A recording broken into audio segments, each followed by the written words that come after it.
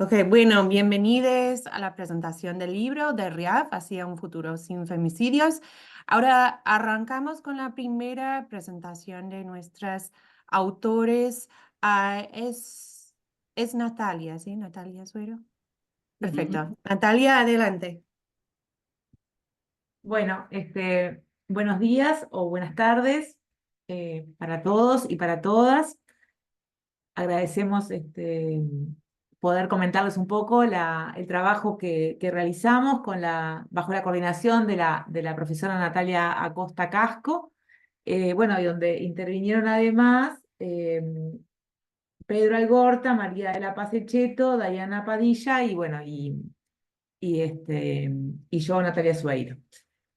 La idea del capítulo está basada en una investigación que iniciamos con fondos de investigación de la Universidad, de la Facultad de Derecho de la Universidad de la República de Uruguay, en donde nos propusimos relevar la jurisprudencia que existía hasta la fecha sobre la agravante del homicidio denominada femicidio. En Uruguay, en el año 2017, en octubre del 2017, se incorpora a la legislación la agravante muy especial de femicidio al Código Penal y se hace mediante una redacción basada en un móvil o motivo, que es el odio, desprecio o menosprecio de la mujer por su calidad de tal, y el legislador lo que hizo fue agregar tres presunciones relativas para, de alguna forma, guiar a los intérpretes en la determinación de la existencia de femicidio. Las presunciones, como toda presunción en derecho penal, son relativas, por lo tanto, admiten prueba en contrario y además puede existir un femicidio sin que exista alguna de las tres presunciones, que son presunciones bastante habituales, ¿no? La existencia de un hecho de violencia anterior, o la intención de terminar con la relación afectiva, o la negativa de la mujer a iniciar una relación afectiva, o la existencia de algún acto contra la integridad sexual de las víctimas, de la víctima, antes de suceder el femicidio.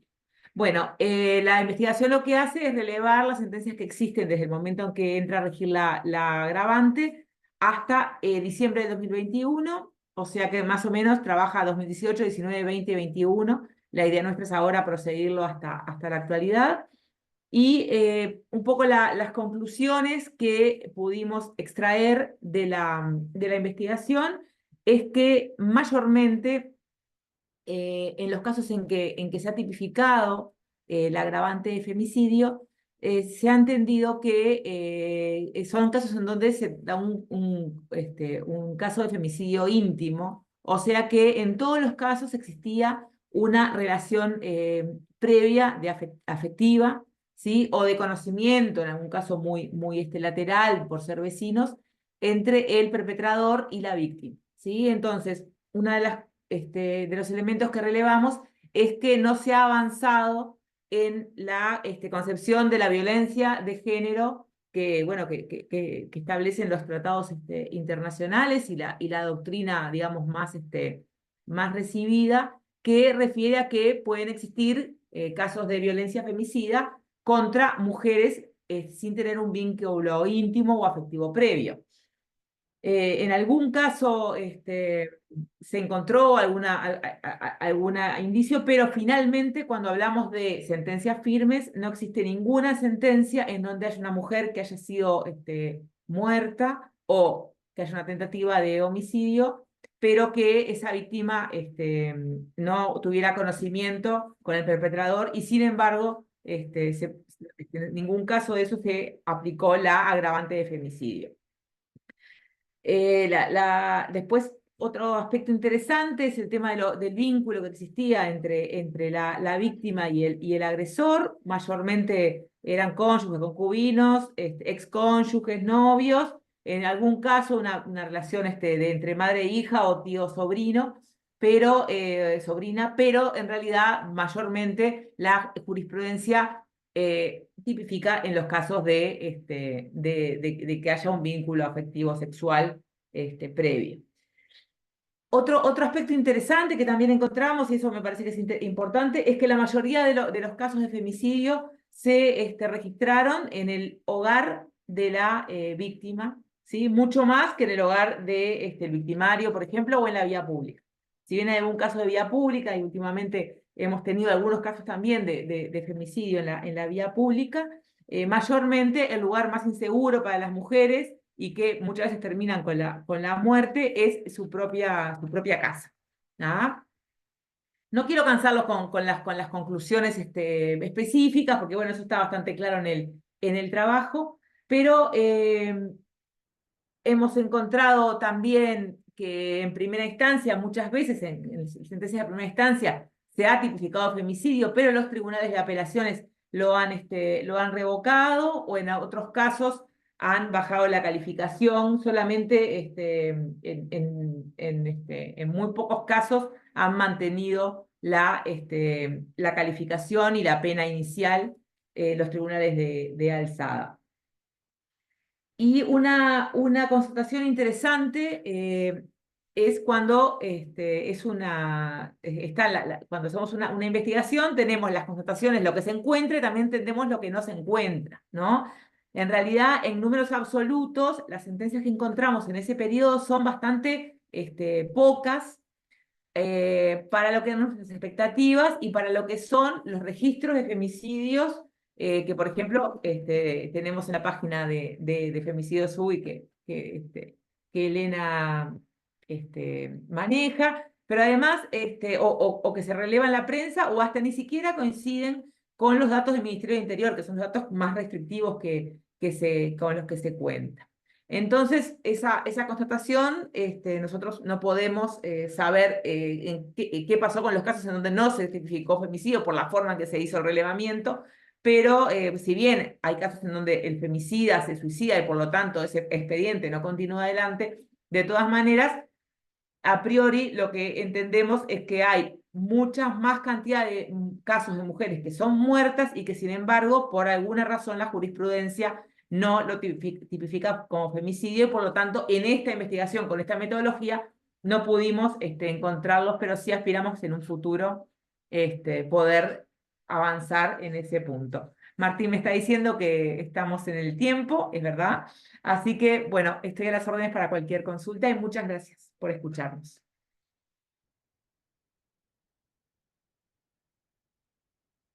Muchas gracias. Mil gracias.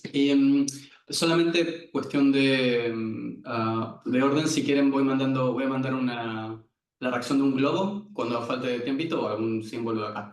Creo que Elena, es tu turno, ¿verdad? Sí. Súper. Bueno, hola de nuevo. El capítulo que compartimos en este libro lo escribimos junto a Natalia Castro y Romina Martínez y se llama Lo que queda después, encuentros de familiares de mujeres víctimas de feminicidio en Uruguay. Y el capítulo surgió de, bueno, antes nos presentamos como integrantes o personas interesadas en la red y esa necesidad que hay desde el activismo y desde la academia también, ¿no? Esa interacción entre el activismo y la academia. Y lo que nos estaba pasando con las tres estamos en procesos académicos. Yo terminé mi doctorado el año pasado, Natalia lo termina este año seguro, Romina está empezando un proceso también en doctoral en el futuro. Y bueno, entonces pensamos, bueno, desde la academia esto, y desde el activismo qué. Y una de las, bueno, como ya se ha mencionado, yo además de estudiar los datos de feminicidio, también registro casos de feminicidio en Uruguay, en una página que se llama feminicidiouruguay.net, y a partir de esta página había recibido algunas consultas de familiares de feminicidio sobre qué hacer, ¿no? Y lo mismo le había pasado a Romina en algunas de sus entrevistas y conversaciones con familiares víctimas de feminicidio. Y una de las cosas que constatamos es que en Uruguay no hay una organización o articulación entre familiares víctimas de feminicidio como sí hay en otras partes del mundo, por ejemplo, la agrupación Atravesados por el Feminicidio en Argentina y bueno, otras en otros países. Entonces, pensamos que quizás desde ese lugar podíamos contribuir y abrir un espacio para un encuentro entre distintas familias. Entonces, el capítulo que presentamos cuenta esa experiencia, cómo fue la experiencia de organizar ese encuentro, qué cosas se hablaron en ese encuentro y qué discusiones siguen, ¿no? Considerando que este tipo de encuentros son como una piedra que se tira en un lago y que después tiene ecos que van más allá de los encuentros en sí. Organizamos en esta ocasión 2 encuentros. En el primero nos conocimos, participaron 4 familias participaron familiares de 4 mujeres que habían sido víctimas de feminicidio. Y en ese primer encuentro hablamos mucho de esas dificultades que tenían obviamente las dificultades emocionales de procesar el después del feminicidio, pero también de todas las dificultades procesuales del después del feminicidio, todas las los trámites burocráticos, toda la necesidad de apoyo, o sea, toda la parte de la investigación, o sea, la parte de la mediatización, o sea, todos los caminos que tenían que recorrer para seguir gestionando el después de un feminicidio y todas las dificultades que encontraban en el camino. Ahí una de las principales dificultades es las dificultades al acceso de la justicia, en parte relacionado con que el femicidio es una tipificación nueva y como comprueban la investigación de las Natalias y compañía, es una figura que no se utiliza tanto o no se utiliza tan bien o algo está pasando porque todavía está en vías de construcción dentro de la construcción de conocimiento dentro del sistema judicial de esa figura. Entonces tuvimos algunas familias en las que sus casos no fueron tipificados como femicidio, otras que sí. Y bueno, hablamos mucho de esas dificultades, ¿no? Mientras el sistema se va acomodando y las familias con poca información, pero no solamente la justicia, sino también el acceso a la reparación es un problema. En Uruguay existen formas de reparación que obviamente nunca pueden reparar el impacto del feminicidio, pero sí hay una reparación que ofrece el Estado en formas de pensiones, etcétera, pero es muy difícil acceder a la información, también apoyo psicológico, que también es difícil acceder. Sobre todo ahí constatamos las dificultades que son mayores para las personas que están lejos de la capital. Uruguay es un país muy capitalocéntrico, fuertemente capitalocéntrico, entonces todas las personas que están por fuera de la órbita de lo que se llama el área metropolitana, que es la capital y sus alrededores, encuentran cada vez más dificultades de acceso a todo, ¿no? A todo lo que se nos pueda ocurrir, salud, atención psicológica, incluso las dependencias del Banco de Previsión Social, que es el encargado de dar las reparaciones, pueden ser difíciles de acceder o de comunicarse. Habiendo hecho todo eso en el primer encuentro, en el segundo encuentro hablamos, las que organizamos el encuentro, que fue también con las compañeras de El Paso, decidimos empezar un librillo. Ahí en el capítulo también contamos el proceso de armar ese librillo en donde estábamos tratando de sistematizar información que pudiera ayudar a otras familias a lidiar con el después del feminicidio. Ya termino, Martín. Y entonces, y después el capítulo, aparte de incluir esa reflexión sobre el proceso, también incluye una reflexión en la que unimos el movimiento de familiares o las articulaciones de familiares víctimas de feminicidio con otras articulaciones familiares por la memoria, por la verdad, por la justicia, como ser el movimiento por las personas desaparecidas, tanto en nuestro país como en otros países de la región. Y bueno, creo que ahí hay una reflexión interesante sobre el rol de las madres, la perspectiva de género sobre estas articulaciones, para seguir pensando con las personas que lean el capítulo. Muchas gracias. Muchas gracias a vos. Acá hago voy a hacer un enroque por el orden, si no hay ningún problema. Eugenia, si querés presentar vos ahora, así no modificamos tanto la estructura, pero tenemos tiempo. Dale, bueno, les agradezco mucho y te agradezco mucho también, Martín. Eh, Voy a ser breve también haciendo uso retribuyendo un poco esto esta posibilidad que vos me das y que ustedes me dan. Bueno, en realidad el capítulo que, como les decía recién, o sea, el capítulo que escribí, bueno, y que surgió en el libro, lo que hace es, por un lado, analizar cuál es bueno, algo que es, todas nosotras que estamos trabajando en estos temas, creo que lo sabemos y lo vemos en nuestros territorios, vemos los problemas de información, de datos y demás de estadísticas que tienen en nuestros estados, en nuestros territorios. Lo decía la compañera argentina también recién. Bueno, eso se constata, ¿no? En en los diferentes estados que componen la región. Entonces, en definitiva, lo que hace es, bueno, hacer un análisis sobre lo que sucede a nivel regional, cuáles son algunos de estos problemas que estamos viendo, y, y habla justamente del rol, de la importancia del rol de las organizaciones territoriales para construir contradatos para colmar, ¿no? estos vacíos que dejan los estados a pesar de, bueno, las obligaciones internacionales y demás que pesan sobre ellos, ¿no? Entonces, en este sentido, trae el capítulo como caso de buena práctica el proyecto Mapa Latinoamericano de Feminicidios, que es un proyecto que lleva adelante Mundo Sur desde el 2020, en plena época de pandemia, en donde, bueno, claramente sabemos que empezaban a alertarse mucho sobre el aumento de la violencia doméstica, ¿no? Y demás. Y en ese contexto vimos que no existía ningún tipo de herramienta que sea como comparable a estos mapas de COVID que circulaban todo el tiempo en ese momento y en donde veíamos a cada rato quién se contagiaba y cuánto y demás, qué sé yo.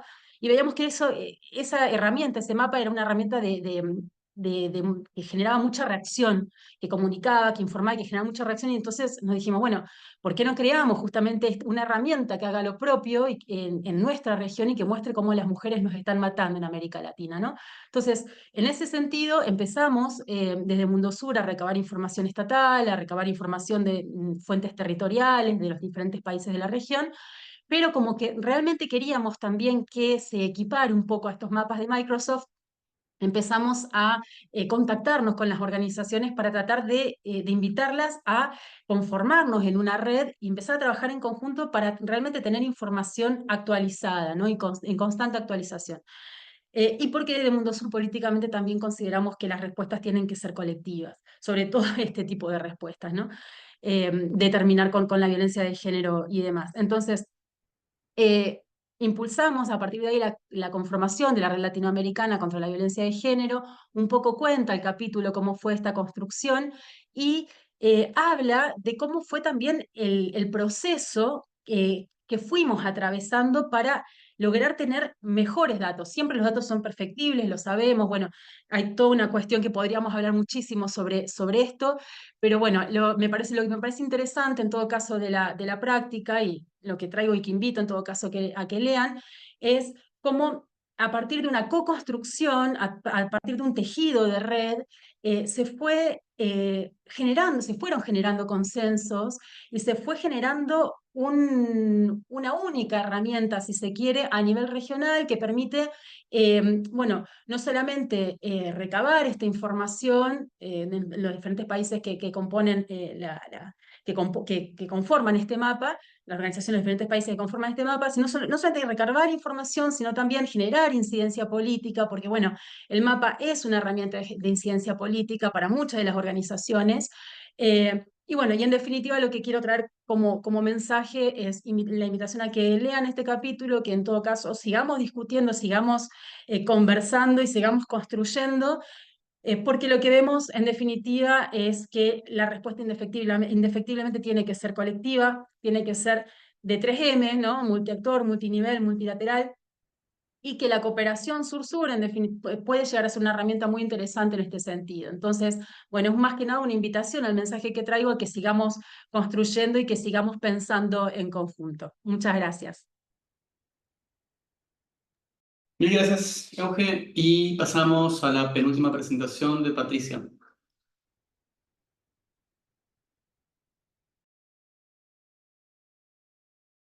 Gracias. Bueno, como comentaba en la presentación, en realidad este capítulo fue un capítulo colaborativo con mis compañeras de la Comisión de Erradicación de Violencias de la Coordinadora Nacional de Mujeres Indígenas. Es decir, lo que intenta poner en manifiesto este texto es hablar que nosotras no solamente reconocemos que existe una violencia enfocada únicamente en cuestiones de feminicidio, sino que retrata un poco la organización, es decir, cómo se genera la organización en el 97, que somos la única organización de mujeres organizadas que ha tenido o que ha mantenido vida orgánica por casi 27 años. Y que además hace un planteamiento a partir de 2013, no solamente como en un análisis académico, en un análisis teórico, sino que establecemos una iniciativa por medio de una herramienta que le conocemos como herramienta de activismo digital a través de Facebook, en donde pensamos que visibilizar las violencias y además monitorearlas también nos permite a la vez sistematizar.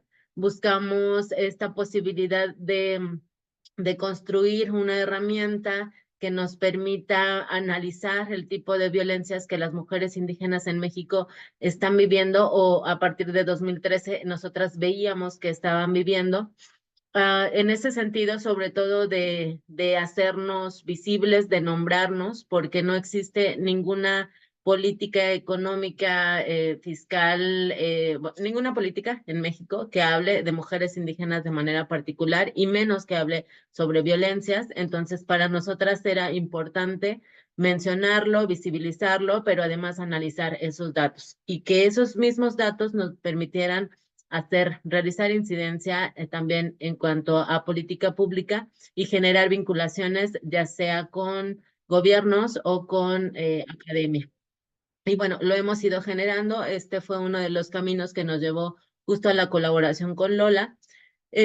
Particularmente este capítulo se centra en un poquito hablar de esta historia, de cómo se genera lo que le llamamos nosotras emergencia comunitaria de género, un poquito como para apropiarnos de un término, de construir un término que era contrario a lo que en aquel momento, en 2013, se estaba planteando por el movimiento feminista en México de generar una política para atender las violencias contra mujeres, que era la alerta de violencia de género.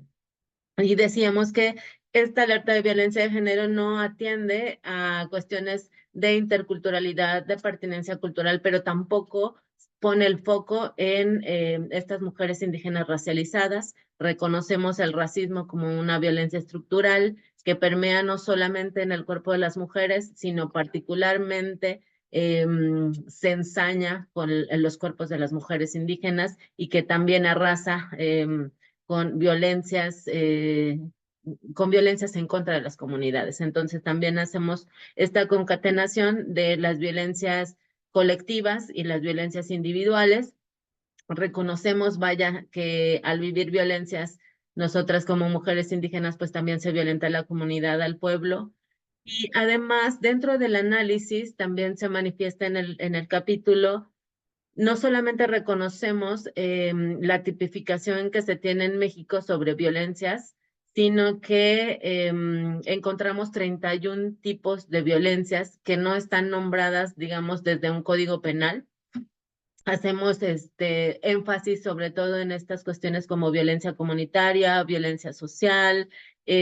Hacemos también un análisis sobre esa cercanía que se tiene del feminicidio y del rango etario que se tiene de las mujeres, la cuestión de la trata, sobre todo de mujeres que están desapareciendo de ciertas zonas de la región sur en México, y cómo es que Quintana Roo, que es uno de los paraísos turísticos de México, es el que más notas de violencias contra mujeres indígenas tiene, particularmente enfocadas a violencia física, sexual, y muy parecido al análisis que hablaban en el apartado anterior, en el capítulo que describían anteriormente, en el sentido de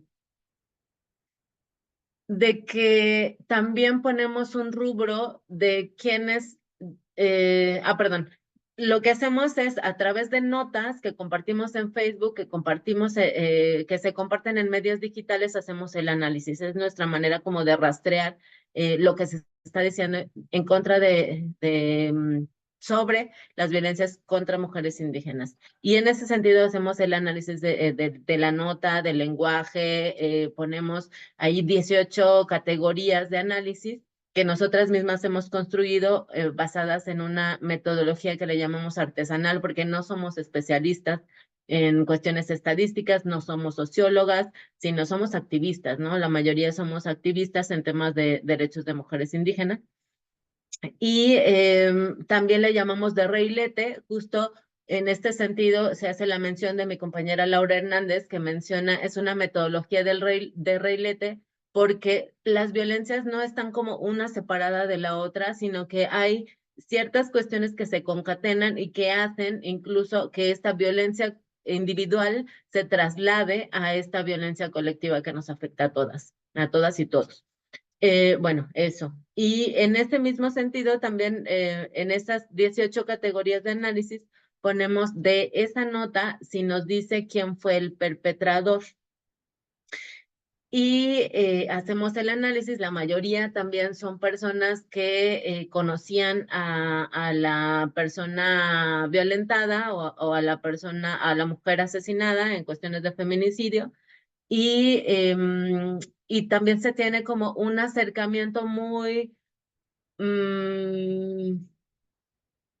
no sé cómo mencionar la palabra, pero se tiene como un análisis desde el sentido de que el feminicidio, la trata y la desaparición tienen como un mismo hilo. Entonces es súper interesante y ahí, bueno, las conclusiones también justo tienen que ver con la construcción del texto de manera colaborativa y la necesidad de nombrarlos. Gracias. Muchas gracias. Bien, súper. Vamos con la última presentación y después ya tenemos el espacio para preguntas. Les comento un poco el capítulo que escribimos con Daphne y otras colaboradoras. El capítulo que presentamos es me sale la palabra spin-off, pero básicamente nosotros hicimos una revisión sistemática de literatura hace casi 2 años ya. Nuestro foco, el foco que venimos trabajando hace un tiempo, yo como comentaba al principio, venimos de la sociología y la salud pública y particularmente desde el palo de la academia, nos interesaba saber, nos interesa conocer las biografías de los varones que cometieron feminicidio. Nosotros trabajamos con el actor que es central para lo que nosotros consideramos comprender y poder pensar la prevención tanto a nivel primario, colectivo, comunitario del feminicidio. Eso por lo menos uno de los eslabones. Y lo comento de esta forma porque por ahí sirve entender un poco la historia del capítulo. Cuando hicimos la revisión, la pregunta fue qué se ha publicado, qué se ha investigado sobre los varones que cometieron feminicidio sin tener ningún recorte en particular. O sea, nosotros el criterio que teníamos era que sean documentos que se hayan publicado sobre los varones y particularmente con metodologías cualitativas. Porque la pregunta o la premisa que teníamos es que la mayor parte de la información que sabemos que el feminicidio es un fenómeno tipificado hace relativamente poco tiempo, por lo menos por los estados, y que gran cantidad de la información está recolectada sobre las víctimas sobrevivientes, algo sobre los entornos, pero muy pensado desde otras disciplinas. Otras me refiero a diferentes a las nuestras. Entonces, hay información psiquiátrica, hay información sociodemográfica, hay algo de información criminológica, pero no hay tanta información sobre los varones y cómo piensan o qué racionalidades les ponen al fenómeno. Acá doy un ejemplo latinoamericano que por ahí sirve, pero en el 2003, cuando Rita Segato publicó el libro sobre las estructuras elementales de la violencia, ella se está preguntando lo mismo con respecto a la violación en Brasil, ¿no? Hicimos esta revisión y en particular lo que presentamos en el libro, la subpregunta ahí es cómo se ha venido investigando el tema, desde qué teorías y de qué metodologías. El primer resultado es que hay poco y nada, son 14 creo que artículos los que se han publicado hasta ese momento, que sean sobre los varones, que tengan datos cualitativos. Y como por ahí el detalle más interesante es que no es una crítica, simplemente es un análisis de lo que encontramos. La mayor parte de la literatura, de esta pequeña literatura que encontramos, no adoptaba en 100% perspectivas, en 100% o de masculinidad o de género, sino que eran mucho más híbridas. Y eso generaba consecuencias en los análisis que la literatura tiene para entender a los varones. Ese viene siendo como un empuje, porque parte de lo que nosotros y nosotras trabajamos tiene que ver con entender estas biografías, entender los cursos de vidas, entender la infancia de estos varones, ver cómo son los contextos. Entonces venimos trabajando un poco en torno a esa órbita. Y digo órbita porque lo que estamos apuntando de todos lados, hay muchos vacíos. Suena un chivo, pero ahora algo que sale publicado dentro de poco tiene que ver con las redes vinculares de los varones. ¿Qué pasó antes y después del femicidio? ¿Pierden amistades? ¿Pierden contactos cuando entran a la cárcel por matar a alguien? Y el resultado que encontramos en nuestro estudio es que no. De hecho, un varón que comete homicidio a otro varón tiene pérdida de capital social mayor que un varón que cometió femicidio. La gran pregunta de la impunidad social, ¿no? Bueno, eso es un poco lo que nos motivó. Tienen el capítulo ahí, como el resto de los capítulos, y ahora salgo de mi presentación en particular y hago un primer comentario. Es súper interesante que son totalmente diferentes las investigaciones que están puestas. Digo, vienen desde lugares muy diferentes, lingüística, cultural y metodológica y disciplinarmente, y eso es lo útil. Porque, como decía Claire al principio, REAF surge como una comunidad que no solamente es multilingüe, multidisciplinaria, sino que realmente está pensando el mismo fenómeno desde diferentes lugares. Yo hago una pregunta, hay que ver si es el mismo fenómeno, hay que ver si lo que ocurre en México es lo mismo que ocurre en Uruguay. Acá en Noruega hay una alza y nunca antes vista de femicidios. No existe la palabra femicidio acá, por ejemplo. Y yo tengo dudas de, bueno, ¿es el mismo fenómeno? O sea, es el mismo fenómeno, pero tiene muchos ribetes diferentes. Tenemos espacio, tenemos tiempo para preguntas, respuestas, charla y después para pensar siguientes pasos de la red. Si quieren, el piso es de ustedes, pueden hacer preguntas, comentarios. Tengan en cuenta el tiempo que ya nos pasamos y si podemos acotar esto a 10 minutos, sería genial. Por ahí, no sé.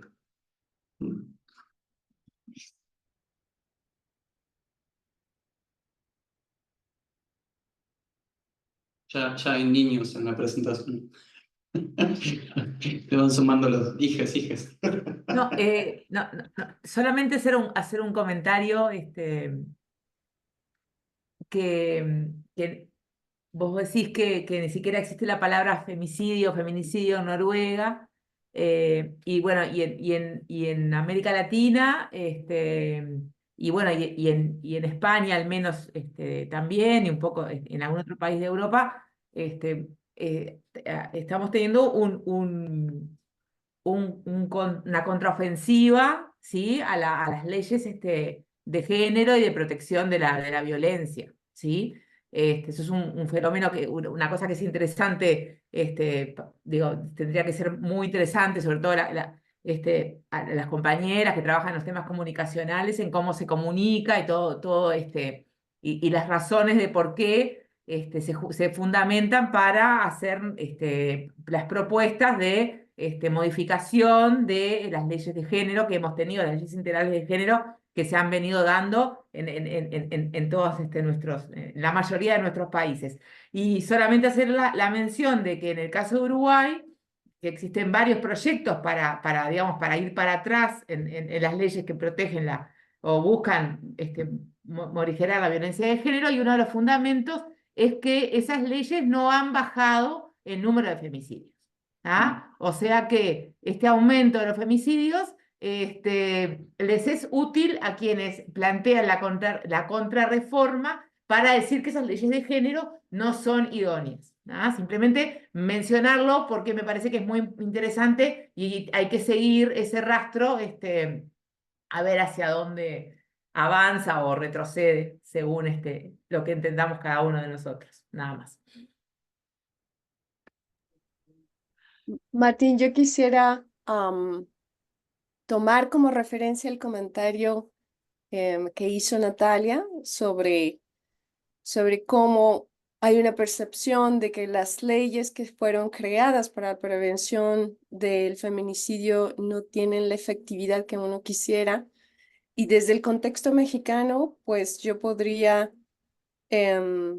abonar a esta inquietud en el sentido de que la colaboración, los procesos colaborativos que desde la academia hemos construido con organizaciones de mujeres indígenas, nos permite por lo menos dar cuenta de que las políticas tal como fueron diseñadas son ciegas a la particularidad del entronque de las opresiones que afectan a mujeres indígenas, mujeres afrodescendientes en zonas rurales. O sea, efectivamente, la mirada estatal preventiva carece de una reflexión decolonial sobre los sitios tradicionales de violencia que acogen a las comunidades indígenas y afrodescendientes en nuestros países. Entonces, si la forma en cómo construimos los datos sobre esta violencia no está desagregada por etnicidad, por raza, por clase social, pues ciertamente poco vamos a saber de la fenomenología del feminicidio a nivel local.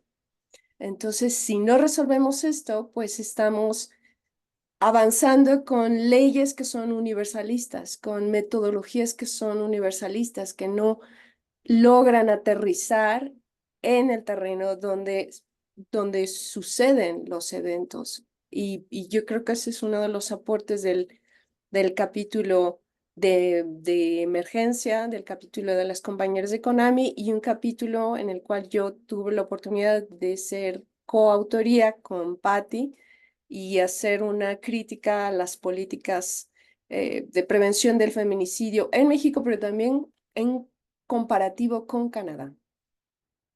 Gracias. Yo quisiera sumar solo un comentario y qué interesante lo que traen las compañeras Natalia y Dolores.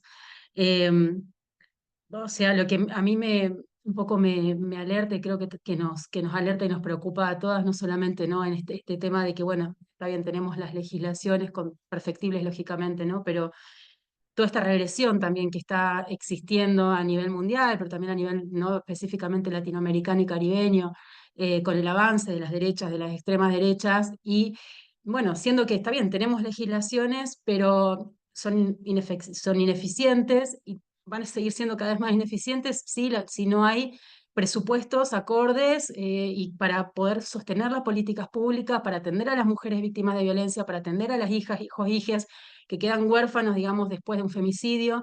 Bueno, entonces, creo y es un poco también lo que se nos viene, lo estamos también viendo en Europa, en fin, lo estamos viendo medio a nivel mundial, por más de que estemos acá en este momento hablando principalmente de América Latina y el Caribe.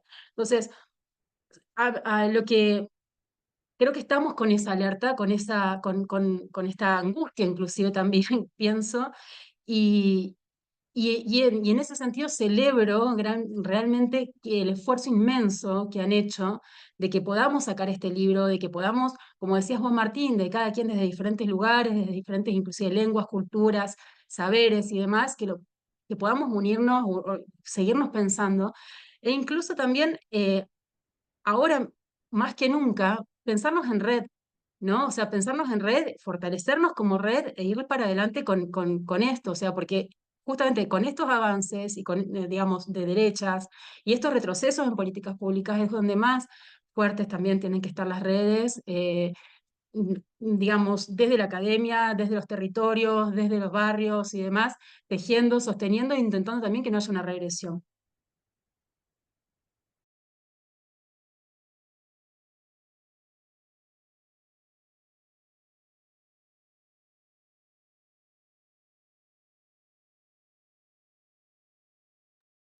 No sé si hay un otro comentario o pregunta. Quiero pues decir que los comentarios son súper relevantes al como propósito de la red y pues me gustaría invitarles a pensar cómo podemos utilizar este espacio y la comunidad que tenemos como 250 personas en la red y quizás pensar en eventos o diálogos futuros para que podamos seguir pensando en esas cuestiones.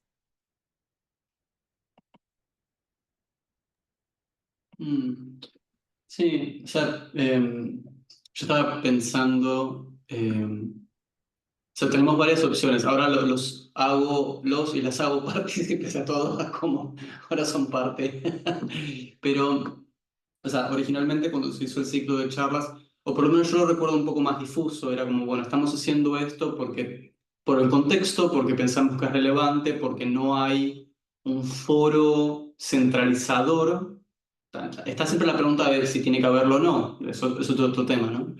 Eh, por ahí ahora estamos un poco mejor parados y paradas, en el sentido de tener 4 años de historia, un libro, una red un poco más armada, podemos seguir haciéndolo. Hacer un segundo ciclo de charlas online con los recursos que tenemos y después pensar que... Y me parece que algo interesante ahora lo digo medio como ñoño, ¿no? Como académico, pero reforcemos las diferencias que tenemos, pues no vamos a estar de acuerdo con todas las cosas. Y me parece que está bueno que lo dejemos bien en claro.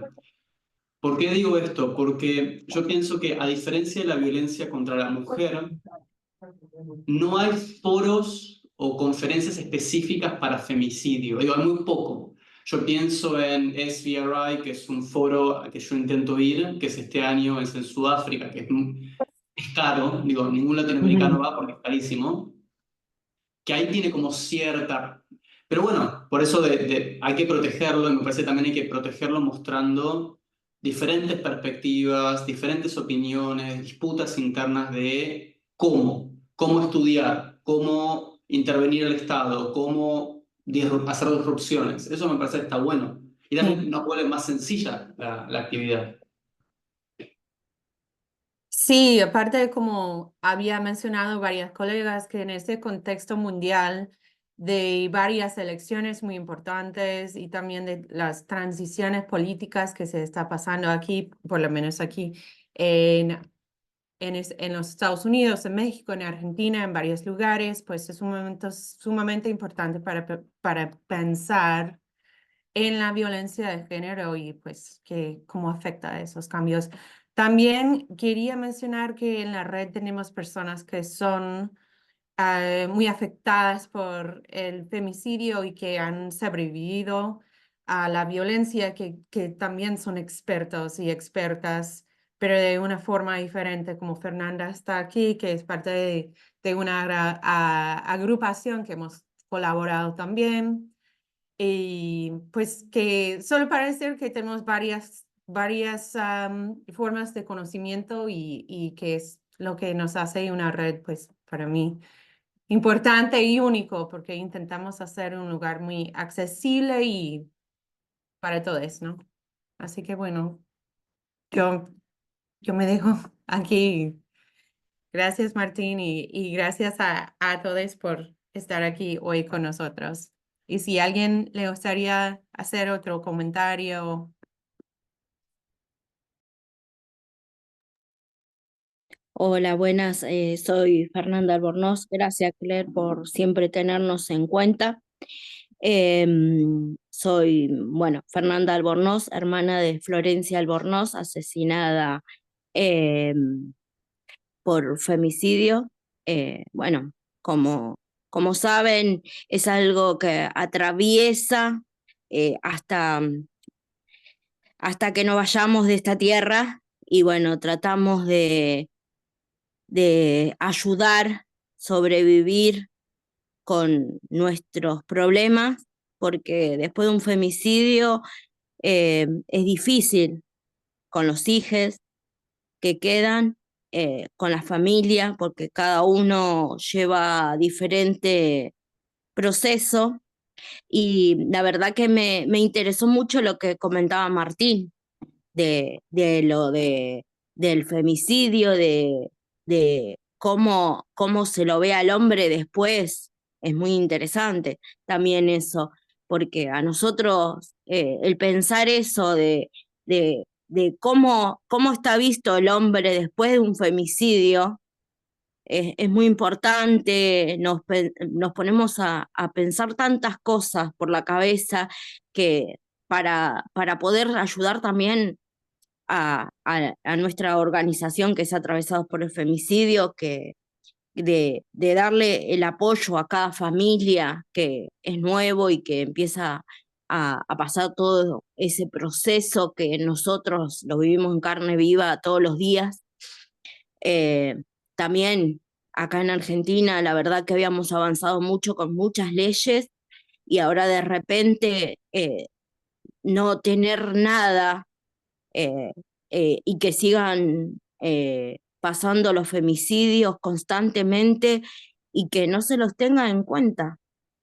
La asistencia a la víctima, la ley Reina, que es para los huérfanos, que hay papeles que se pusieron de los chicos y que, bueno, el Estado no hace oídos a nada de esa documentación. Es difícil para los que quedan con los chicos sobrellevar por falta de la economía, de mucho lo psicológico, lo psiquiátrico. Y bueno, la verdad que estoy orgullosa de este equipo hermoso que se creó. La verdad que venimos hace rato con Claire y viendo todo este trabajo que vienen haciendo, la verdad que coincido con Martín que esto se tiene que seguir hablando. Obvio que las opiniones, no todos vamos a coincidir con lo mismo, pero bueno, de todo eso se lleva a algo bueno, bonito, y para fortalecer a los demás y para seguir adelante y enfocarse bien, como dijo Martín, también en lo que es femicidio. Eso es muy importante.